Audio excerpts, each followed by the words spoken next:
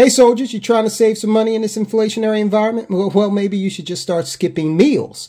That's actually the advice coming out of the Wall Street Journal. Now, you always thought that the Wall Street Journal was going to teach you how to make money. Well, they're going to teach you now how to save some money. And, it might endanger your blood glucose level, as you start your day.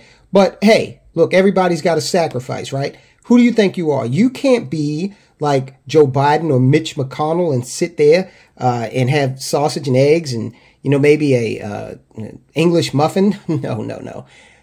I'm going to tell you what the Wall Street Journal says you should eat for breakfast in order to save money. And this is, guys, on a serious note, this is the environment that we are cruising into at full speed. A new normal that is being established here in the nation that is a diminished, it's a diminished standard of living. All right. And we're going to see more of this. So now you got a major, not just a major news outlet. Remember, this thing is owned by Rupert Murdoch. He is phenomenally wealthy. You've got a major news outlet, but a major financial news outlet. And when people think about the Wall Street Journal, they tend to think about, hey, I'm going to pick this up and it's going to show me what I need to know in order to go out here and make some money. Well, now what they're basically saying to you is, inflation's basically not going anywhere and you just have to sit back and eat it. Or in this case, don't eat it. All right. So the advice the Wall Street Journal is giving out to save money, maybe you should skip breakfast. Several breakfast staples saw sharp price increases due to a perfect storm of bad weather and disease outbreaks and continued effects from Russia's invasion of Ukraine. So we got a confluence of issues out there that have conspired to endanger, what do they call it, the most important meal of the day. Egg prices increased 8.5% in January from a month earlier and are up 70.1%. That's huge. That's over the past year.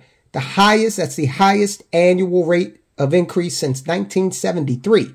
And you remember 1973, we had a really bad economy at that point too. Economic malaise is what it was called. President Carter was telling folk, hey, you trying to stay warm and save on your energy bills? Throw on a sweater. It wasn't bad advice, but, you want to hear something more from the President of the United States. Something more than the same advice your grandmother would give you, right? Just throw on a sweater. The deadliest avian influenza outbreak on record has devastated poultry flocks across the U.S., leading the price of eggs to rise more than any other grocery item in 2022. This is according to Information Resources, Inc. U.S. egg inventories were 29% lower in the final week of December 2022 than at the beginning of 2022, according to the USDA. So the Wall Street Journal is not saying, hey, just don't have eggs for breakfast. They're saying, don't eat breakfast. The advice is not, well, substitute eggs for something else.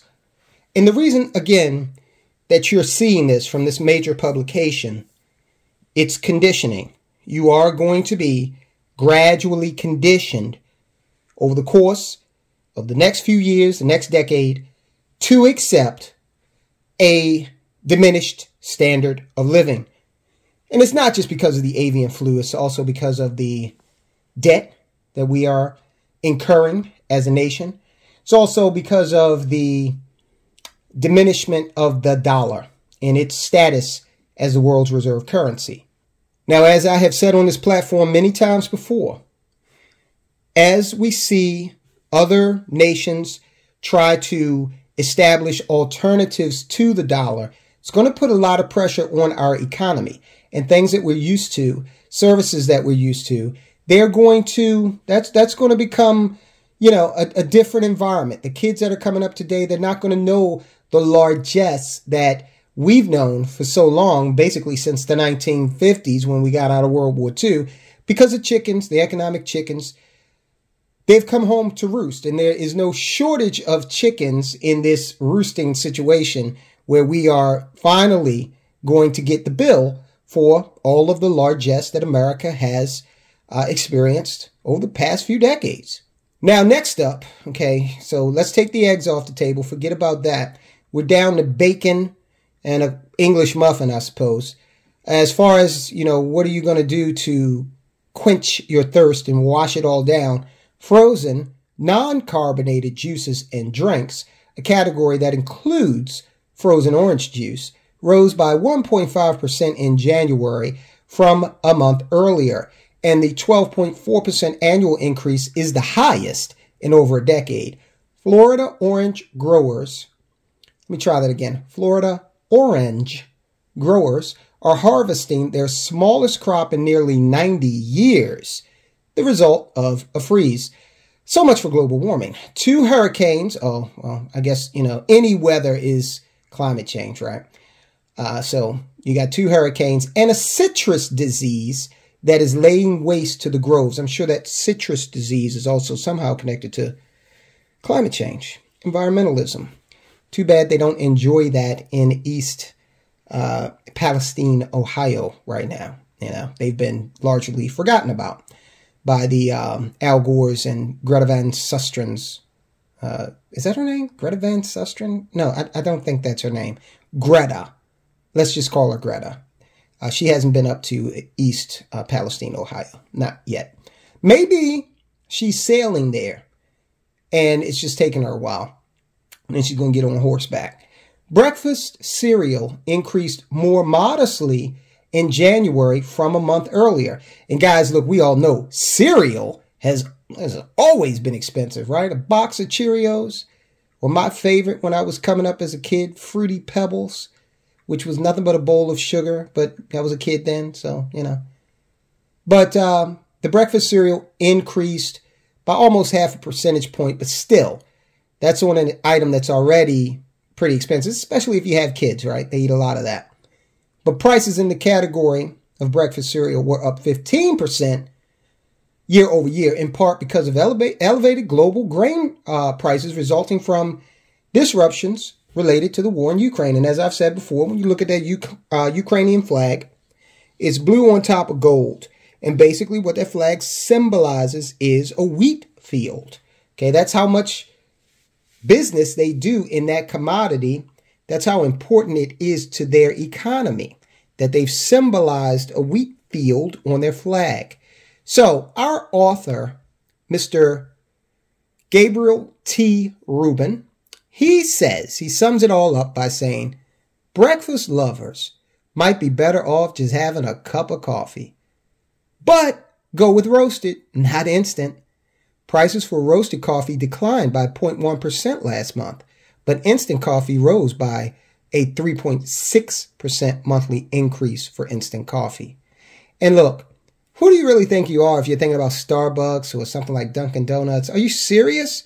Are you some kind of, do you just hit Powerball and profligate spender you? Anyway, Mr. Rubin says, listen, I know that we over here at the Wall Street Journal, living high on the hog, we got our, CEO or chairman or whatever he is these days, Mr. Murdoch. Can you imagine the spread that the Murdochs see when they get downstairs in the morning? Okay. And Butler probably takes out the cloth napkin and drapes it over their lap. Oh man, they probably get it just probably is obscene. They are eating breakfast, but you're being told, skip it because it's getting too expensive. So go ahead and skip a meal, America. Start skipping a meal. Now, I know Mr. Rubin and Mr. Murdoch, they have jobs that allow them to sit behind a desk, and it's not very physically demanding, I'm sure, typing away articles like don't have breakfast.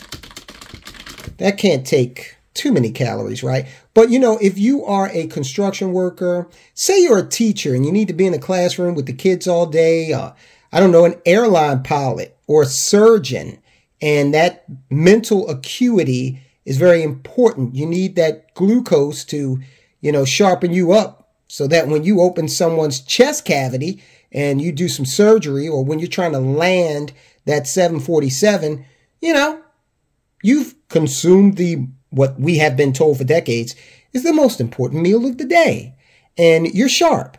Well, our standard of living, this is just one little teeny scintilla of an example of how that is going to start to change. Believe me, this will become more acceptable. And look, this is from a guy, I don't eat breakfast, okay? But at the same time, I'm not going out here, laying hot tar on a roof, all right? I'm not going out here constructing a building, all right, in the morning. Admittedly, I'm not doing that. So I don't typically eat breakfast. I don't typically eat lunch, to be honest with you. But I'm just, don't take me as your example. My dietary habits are I usually only eat dinner. I don't eat a lot of food. I love food, but I don't eat a lot of it. In any event, that's what's going on. If you're crying about inflation and you're expecting the government to actually control their spending and bring inflation down and, institute policies that help foster job creation so people can make better wages and stuff like that. See, you got it all wrong. You just got to skip breakfast, skip a meal. Now, I don't know what your kids are supposed to do. Maybe they should skip a meal too. Is that what they should do? I don't know. But that's what the Wall Street Journal is saying. Listen, guys, check out this very important report that we did about your money and questioning whether or not it's safe, because the government wants to limit the amount of money that you have. First, they want to limit your breakfast, your meal options. Now they want to limit the amount of money you have. Check out the report, guys. I'll talk to you soon.